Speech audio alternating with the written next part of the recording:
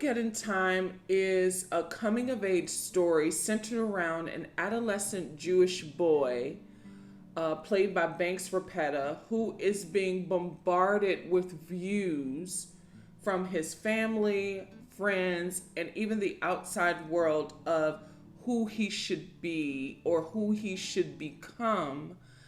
And I think it gets overwhelming for him. But here's the thing, I think this story unfolds from the wrong protagonist's perspective. I think Banks Rapetta did a really great job playing Paul Graff. But I think the story might have resonated more had it been told from the Grand Patriarch's perspective, because he lived more and he was able to reach the boy at his level and perspective. I think if the story was told from Sir Anthony Hopkins, who plays the patriarch of this Jewish family in New York, I think it might have resonated more.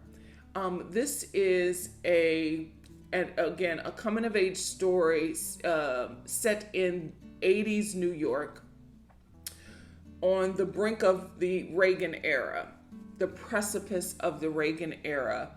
And there's this young Jewish boy who wants to do the right thing, but he doesn't know what's right because he's getting information from everywhere that are different perspectives. His teacher, his best friend who's a black boy, who's basically an orphan, and who from his parents who are liberals, but reserve some sort of prejudices outside of their bubble.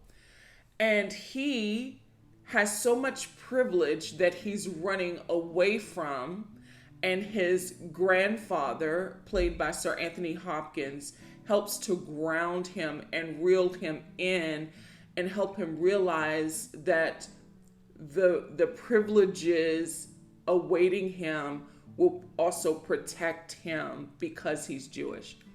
It's a great story. I think James Gray, who some of this story is remnants of his childhood. Director James Gray, I think, did a great job keeping the perspective from the boy's view. So although he can look retrospectively at his childhood and see what could have been corrected, he doesn't. But he plays it safe, and that is the problem I have with the story. Now, the performances, everyone is so great in this film, particularly Jeremy Strong. I like that he kept this Long Island-y accent in the film throughout the film. He was very consistent with that, and I appreciate when people deep dive to include the accents. And Rapetta, I think he did a fantastic job. He just had this innocence about and purity about his performance that I appreciate. He reminds me a lot, and I said this when I reacted to the trailer, he reminds me a lot of Saoirse Ronan. And after seeing the film, he also reminded me of Timothée Chalamet. I am excited to see what this kid does next. I think he did a fantastic job in this film. Of course, Sir Anthony Hopkins, I don't see how they're going to not give him a supporting actor nomination this year at this year's Oscars. I don't see how they can avoid not nominating him for his performance in this film. He will probably, to many people, remind us of the grandfathers we have and had. He was very magisterial in his performance that I really, really, really appreciated. That's why I think this story might have worked better from his perspective and could still have been a coming of age story for young Paul Graff. There's this critical scene I thought was so powerful.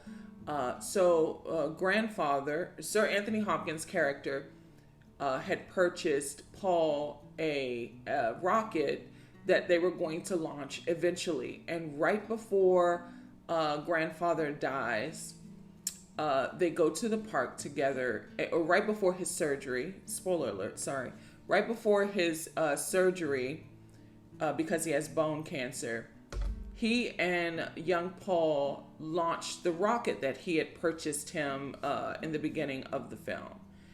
And it's such a metaphor for young Paul's life that there will be a failure to launch. And it was a slow time launching the rocket, but everything waiting for him, all of the privileges and dreams that he had as a kid, that's waiting for him outside of this tiny world and bubble that he's currently living in, he was going to achieve. He was going to launch eventually, even though people thought he was slow and that he was heading toward disaster, that he was still going to launch and blast off. And they also share this conversation about being vocal when he hears racism, because one of his friends, the black student, that his friend from school, his new friends at his private school were calling the kid the N-word, and they lived in this privileged Ivy League bubble where black kids were less than. And so they shared a really important moment in that scene that I appreciate. And the way that Sir Anthony Hopkins delivers or shows up in this scene felt magisterial and so powerful. There's no way he's not nominated for this role for Best Supporting Actor. It's going to be unavoidable. He will probably, more than likely, get a nomination. Now, my immediate reaction from the final scene, the final 5 minutes or so, I thought was a little lazy in the writing department. I thought it was lazy, but this morning I feel differently. So the final scene I thought was lazy writing as I exited the theater, but this morning I feel differently about why director-writer James Gray ended the story with that scene. So Ronald Reagan is elected president in 1980.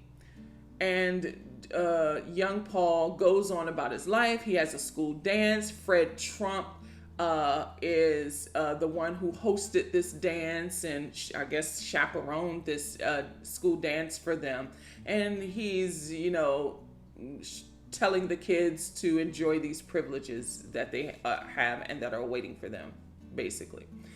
And it felt abrupt when Paul is over here. He's listening to this and he doesn't do what his grandfather told him to do, to speak up and to speak out. He doesn't do that. He kind of cowers in the moment.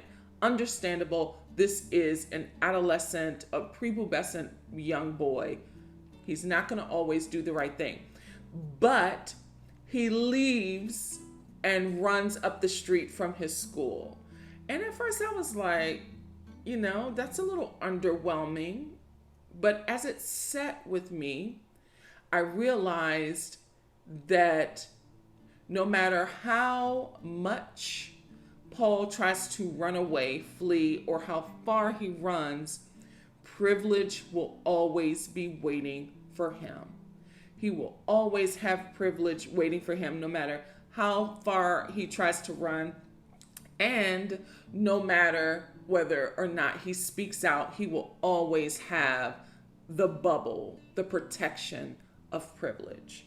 That's what that final scene means to me. Armageddon Time is a decent movie. It's a slow burn, but it's a decent movie. There are some fantastic performances in this film. At any rate, Armageddon Time is in theaters now.